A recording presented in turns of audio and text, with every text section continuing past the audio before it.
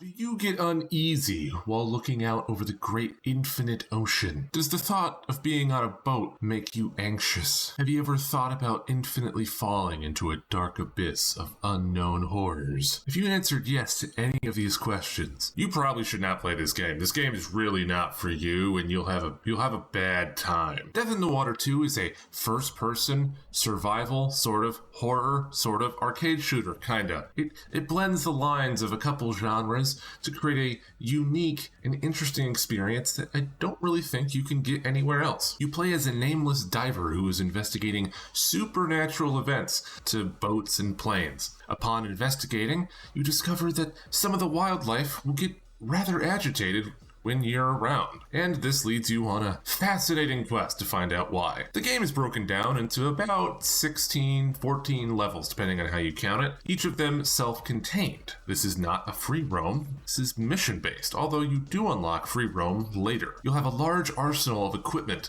to help you tackle the challenges of the deep, including several different harpoon guns, a shotgun, a machine gun of sorts, and a weird dart gun that shoots explosive ammunition, and a couple flashbangs and chum grenades. While exploring each level, you'll run across chests which contain gold. You can use this gold to upgrade your equipment. You will need to do so because this game, especially early on, is rather challenging. It starts out slow, only a couple little sharks, maybe one mako shark, maybe one of those sturgeon-looking dubers, but then the difficulty ramps up. Soon you got poison snakes, then you've got some hammerhead sharks. It just keeps getting harder, and if you can't keep up by finding those golden chests, you'll have a hell of a time surviving. Quick note of advice, beeline for the Poseidon. This thing is your best friend. It can one-shot mako sharks, and later on, certain larger enemies can even be taken down with only 3 harpoons. Definitely go right for the Poseidon. However, combat isn't necessarily what makes a horror game. Or maybe horror adjacent is a better way to say it. What really makes that is the sound and the atmosphere and kind of the graphics. And this game has those in spades. Its intense soundtrack keeps you on the edge of your seat in almost all combat situations. From the very moment you open the title screen, you know you're going to be in for some intense trials. To help improve the atmosphere, the game has excellent sound design. There's something eerie and creepy about swimming around cavern while hearing little bubbly noises around you, not knowing where that loud bang just came from, and just having the horizon just out of sight with a thin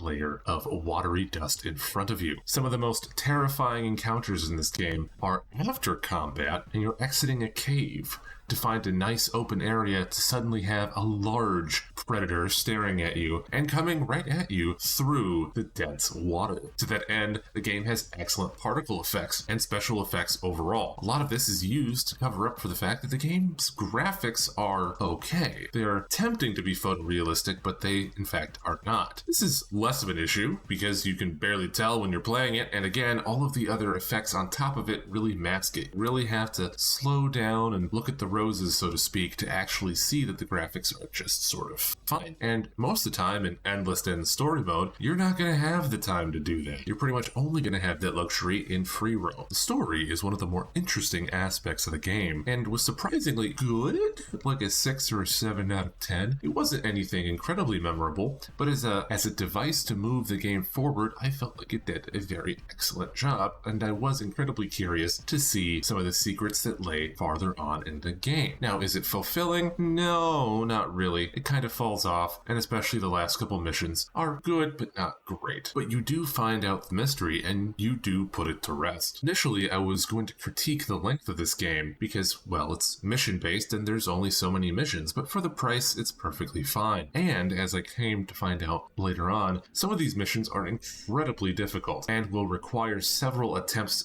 to finish, especially on your first playthrough. And with all that being said, there is a New Game Plus for you to properly go through with your equipment and gain all the upgrades now that you have more chests and more gold to get. One of the bigger disappointments for me was the achievements. I love achievements, and there was, well, not as many as I would like, and the ones that were there were rather easy to get.